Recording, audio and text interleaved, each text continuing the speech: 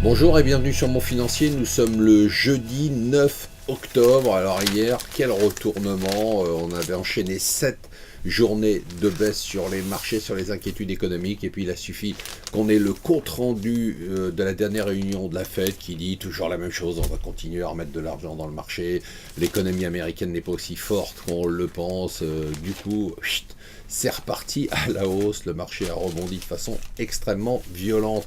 Le marché qui lui ne rebondit absolument pas, c'est celui du pétrole qui continue sa chute, plus de 20% par rapport à des dernières semaines.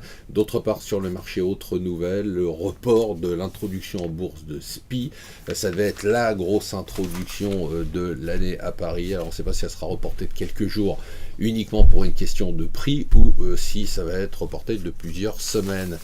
Il se passe des choses quand même, hein. Alors, pour l'instant, ce ne sont pas des réformes, mais Valls a au moins le mérite de mettre le sujet sur la table, le sujet de l'assurance chômage, en disant tout simplement qu'il est totalement inefficace et injuste. Très intéressant ce qu'on trouve dans le Parisien sur la comparaison du système de chômage dans tous les pays, à lire absolument. L'autre bataille qui est engagée aujourd'hui, nous dit le Figaro, puisque ça commence aujourd'hui la concertation entre le patronat et les syndicats, c'est sur les fameux seuils sociaux, ce blocage notamment des 50 employés qui fait que on est en France les recordman des entreprises de 49 employés. Le FMI dit les banques sont responsables par leur fragilité, par leur politique, du fait que la croissance ne décolle pas dans le monde, ça ne va pas faire du bien aux banques.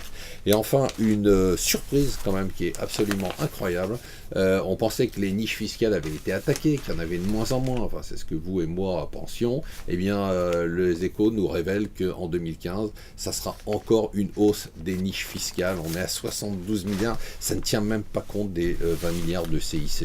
Voilà, restez avec nous sur Mon Financier.